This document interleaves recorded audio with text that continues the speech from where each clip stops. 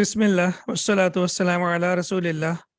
Rabbi shrah li sadri wa yassir li amri wahlul uqdatan min lisani yafqahu qawli. Rabbi yassir wa la tu'assir wa tammim bil khair. Subhanallah, we are going to start lesson number 6 today. And of course, that is ذَلِكَ فَضْلُ اللَّهِ يُؤْتِيهِ مَن يَشَاءُ.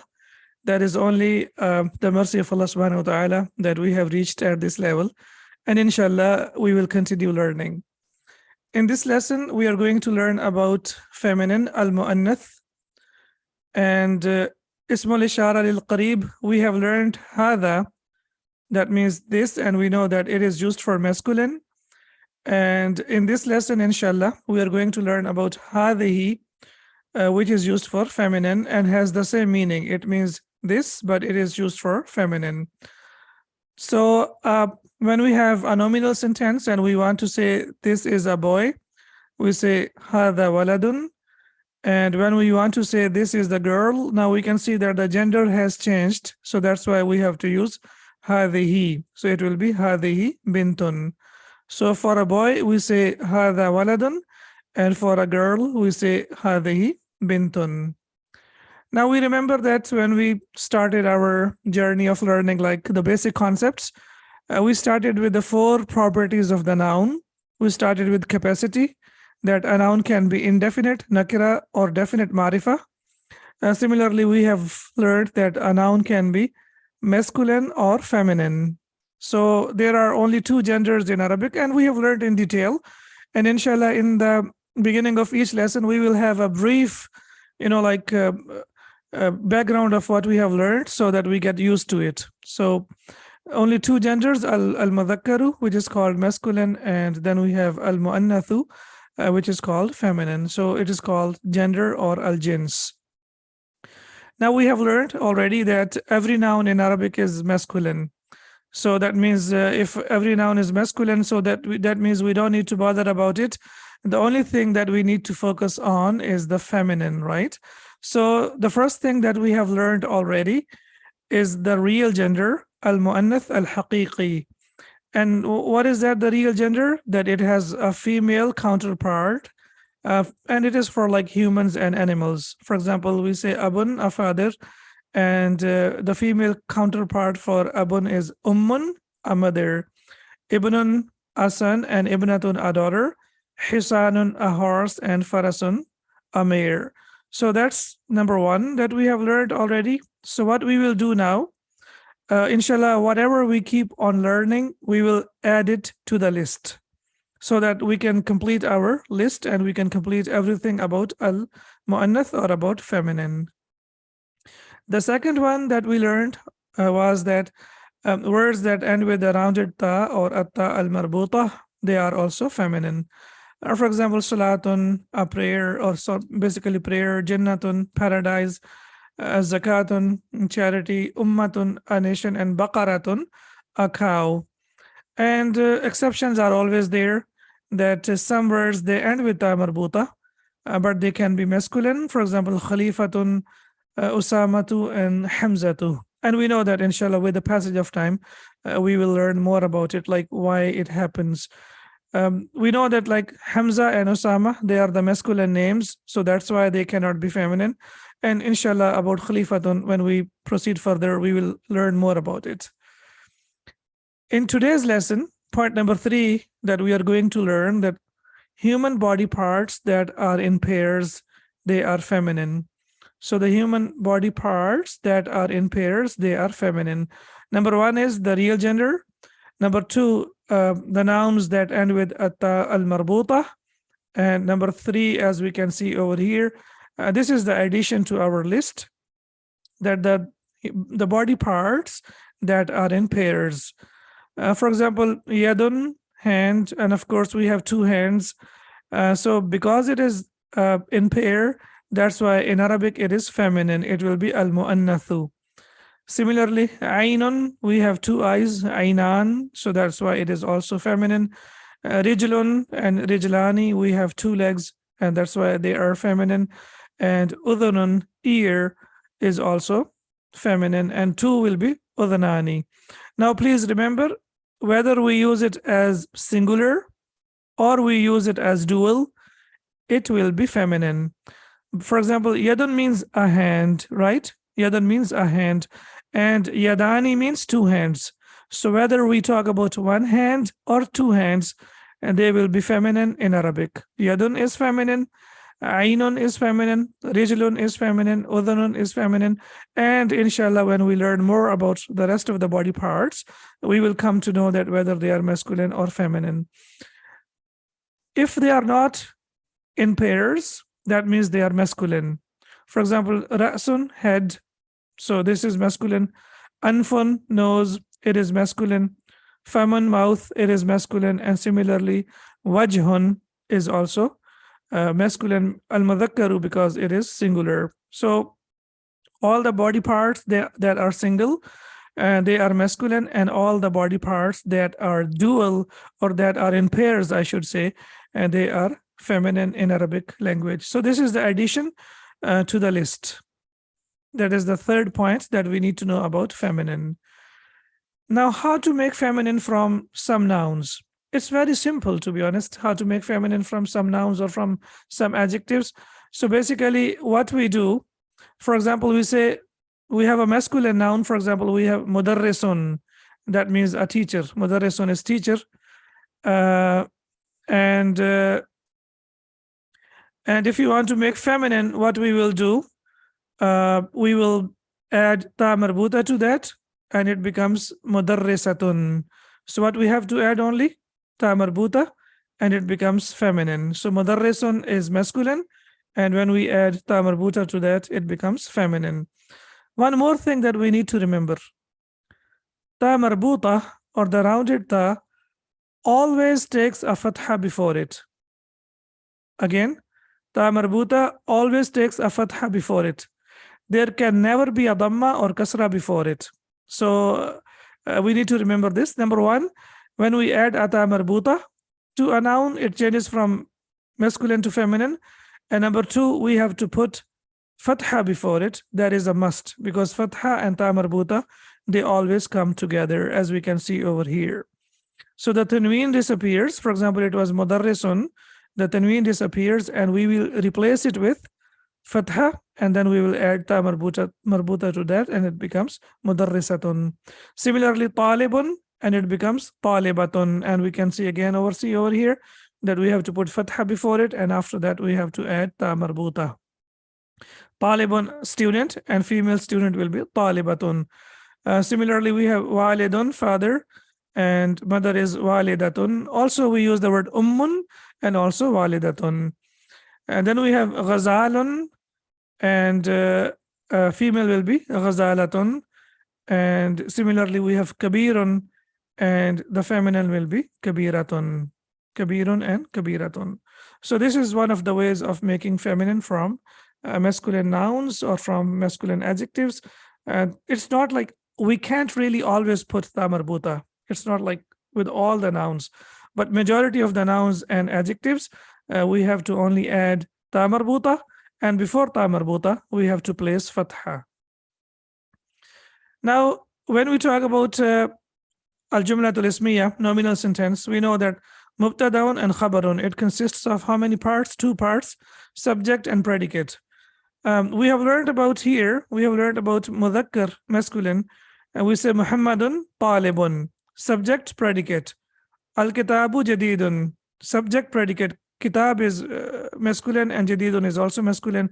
Muhammad is masculine, and talibun is also masculine. So both of them, as we know that subject and predicate, they are equal in gender. They should be equal in gender. So Muhammadun talibun, al-kitabu jadidun, hadha dikun, and similarly dhalika babun.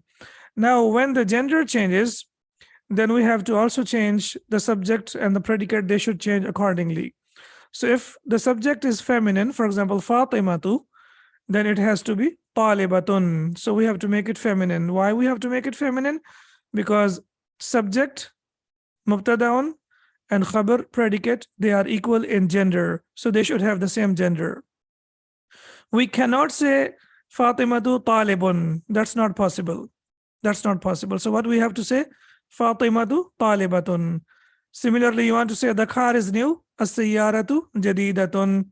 Similarly, you want to say this is a chicken, هذه دجاجة, and you want to say that that is a window, tilka nafidatun, that is a window. So now we can see that ذلك is used for masculine and tilka is used for feminine, lil ba'id, and hada is used for masculine and هذه is used for feminine, for qarib, something that is nearby. Now we start our lesson. So of course, like we had to know these things before we start our lesson. And once inshallah we start our lesson now, it will be very easy for you to understand. We have to have the background. Otherwise, really, we might finish the whole lesson in 10-15 minutes, but we may not know what happened exactly. So that's why we need to know all the details. Now, inshallah, it should be easier for us. We know that هذه, it means this, and it is used for singular feminine. It is a definite noun, and it is used for near distance, something that is nearby. So we know 4 things about it now. Let's begin our lesson. هذا ابن حامد, هذا ابن حامد وهذه بنت ياسر. Now here we say Ibn Hamidin. Of course, we should put over here. Yeah. So we say Ibn Hamidin, the son of Hamid. But when we talk about the daughter, then what do we say? We say هذه بنت ياسر. Why we have to put هذه? Because we know that subject and predicate are equal. So they are equal in gender. So when we have the feminine as predicate, as khabar, then the subject also has to be khabar, or vice versa. Here, because Ibn Hamidin is masculine, that's why the subject has to be masculine. We know that nominal part sentence consists of 2 parts only, subject and predicate, and they are equal in number and gender. We have to focus on gender, and also they are equal in number, as we can see over here. Ibn Hamidin jalisun wa bintu Yasirin waqifatun. Now we see over here Ibn Hamidin, so we say jalisun because it is masculine. But when we talk about bintu Yasirin, then what do we say? Waqifatun, she is standing. So Ibn Hamidin jalisun, the son of Hamid is sitting. Wa means and, bintu Yasirin, the daughter of Yasir, waqifatun is standing. And you know why Hamidin is majroor, right? Does anyone remember why it is majroor? Hamidin and Yasirin, they are majroor. Does anyone remember? Excellent, because they are mudaf ilayh. Yeah, please don't forget about that. So we know that ibnu and bintu, they are used as mudaf, and the noun that is mudaf ilayh is always majroor. Excellent. So these things we need to remember now. Similarly, bintu is used as mudaf, and Yasirin will be mudaf ilayh. And subject is feminine, that's why the predicate has to be feminine. Here, Hamid, Ibn Hamidin is masculine, and that's why the predicate has to be masculine as well. Okay. So this is the son of Hamid, and this is the daughter of Yasir, and similarly, the son of Hamid is sitting, and the daughter of Hamid is standing. Man hadihi, who is this? So we know that sometimes, please remember that sometimes the position of subject and predicate can change. What does that mean? That sometimes the predicate can come in the beginning of the sentence, and that will be for a specific reason. And we know that man is used to ask a question, so that's why man has to come in the beginning of the sentence, and after that we have the subject hadihi. Man hadihi, who is this?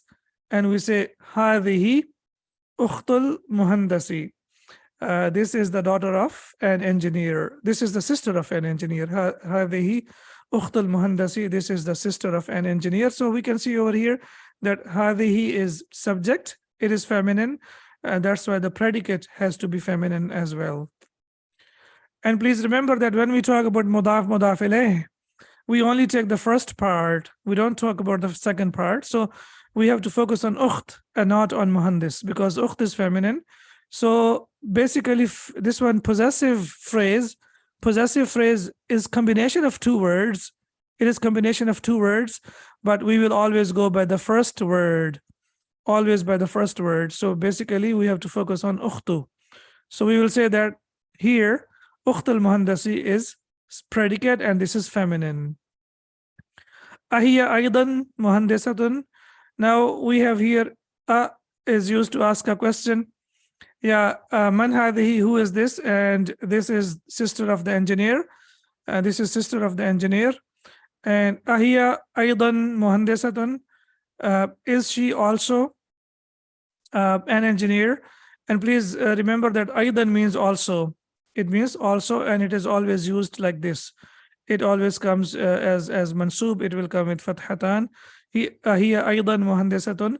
Is she also an engineer? لا, no. هي طبيبة. She is a doctor. No, she is a doctor. سيارة من هذه? Okay, why do I say سيارة من هذه? Does anyone remember? Because man can be used as mudaf ilayh. Man can be used as mudaf ilayh. So sayyaratu is the thing possessed and man is the possessor. So this is mudaf and this is mudafun ilayh. So sayyaratu man hadihi, whose car is this? Whose car is this? Okay. Then we have hadihi sayyaratul mudiri. Hadihi sayyaratul mudiri. This is the car of the manager, or this is the car of the headmaster. It depends, like the person. If he is in a college, we say headmaster, and if he is in a company or working place, we say manager. Okay, why do I say sayyaratul mudiri? Why do I put dhamma over here? Can I put fatha or kasra over here? Is it possible? Yes? No? Okay, why not? Okay, yes, Waqas, why not? All right, yes. Yes, no, I'm asking why do I put as dhamma over here? Because subject and predicate, mubtada and khabarun, both of them are marfu'. They are marfu'. That means they have to take dhamma. Hadihi is a fixed noun. It's a fixed noun. We cannot put fatha, dhamma, or kasra over here. But siyaratul mudir is predicate, and predicate has to be marfu'. It means it has to take dhamma. Subject always takes dhamma and predicate always takes dhamma. However, if the subject is a fixed noun, because of khabar, excellent. So because it's a fixed noun, that's why we cannot see dhamma over here, but here we can see it's clear over there. Okay. Then we have ma hadhihi. So we can see the car over here. And then we see ma hadhihi. What is this? And we know that ma is used to ask a question about ghayru aqil, things that are irrational beings, right? So that's why we say ma hadhihi. What is this? And the answer is hadhihi mikwatun. This is an iron. Hadhihi mikwatun. This is an iron. So hadhihi is feminine and mikwatun is feminine. This is subject and this is predicate, and they need to be equal in gender. Please focus over here. Something very important over here. Ad-darrajatu Anasin hadhihi. Is this the bicycle of Anas? Now, you can see over here that hadhihi has come after the Rajatu Anasin. So when you look at the translation, it says, is this the bicycle of Anas? Okay. So what if I say ahadihi darrajatu Anasin? If I put hadhihi before or after Hamzatul Wasl or Hamzatul Istifham, in fact, Hamzatul Istifham, if I put hadhihi before or after this over here in this place, then what will happen? This is a very important point. Please note it down carefully. Why do I have to say ad-darrajatu Anasin hadhihi, and why can I not say ahadihi darrajatu Anasin? Why can I not say that? Because when you say hada baytu Bilalin, what does it mean? Hada baytu Bilalin. Okay, okay. So hada is mubtada and baytu Bilalin is khabar. Okay, and the translation will be this is Bilal's house, or this is the house of Bilal. But if I want to ask a question, how will I ask the question? Now look at the position of hada. Now the position of hada will change. It will become abaytu Bilalin hada. Abaytu Bilalin hada. Now Ismul Ishara has to come after mudaf ilayh. Why it has to come after mudaf ilayh? That is the question. Because if it comes before mudaf ilayh, then it becomes subject and predicate. then it becomes a sentence. هذا بيت بلال. And this is Bilal's house. If I say هذا بيت بلال, then the translation will be this is the house of Bilal. So when I say this is the house of Bilal, does it make any sense? In English, when you say this is the house of Bilal, will not make any sense, because you're saying is, and then you're saying this is the house of Bilal. So then the meaning is not clear. So that's why please remember that when we have mudaf mudaf ilayh, then we have to use ismul ishara after that. We have to use ismul ishara after that when we have a question. But when we use ismul ishara in the beginning or before mudaf mudaf ilayh, then it becomes a complete sentence. Now this is a complete sentence, هذا بيت بلال, but this is a different sentence, and this is a question we can see over here. So it will be أبيت بلال هذا, أبيت بلال هذا, is this, and then Bilal's house, yeah. So is this Bilal's house, as we can see over here. So that is very important point, that whenever we have mudaf mudaf ilayh, we need to be careful. We need to be very careful about the position of ismul ishara. Very careful. If it comes before mudaf mudaf ilayh, it becomes a complete sentence. But if you want to ask a question, then you have to put ismul ishara after the possessive phrase, or you have to put it after mudaf mudaf ilayh. I hope inshallah it's clear now. La, no, هذه دراجة عمار. This is the bicycle of Ammar. هذه جديدة. This is new. Now we can see that subject and predicate will be feminine. وَدَرَّاجَةُ أَنَسٍ, and the bicycle of Anas. قديمة is old. Can I say قديم? Is it possible to say that? قديم? No, why not? Because the raja is feminine. So that's why we have to bring the predicate as feminine as well. Excellent. So both of them need to be feminine. And this is the translation. No, this is Ammar's bicycle. And this is new, and the bicycle of Anas is old. So alhamdulillah, we have learned a lot of new things in today's lesson. We have added one more point to the feminine, and that the human body parts that are in pairs, they are feminine. With most of the nouns, when we add ta marbuta to them, they become feminine, and they have to, ta marbuta always takes fatha before it. And similarly, the use of ismul ishara is very, very important, that whenever we are using it in a question, then we have to use it after mudaf mudaf ilayh, or and not before mudaf mudaf ilayh.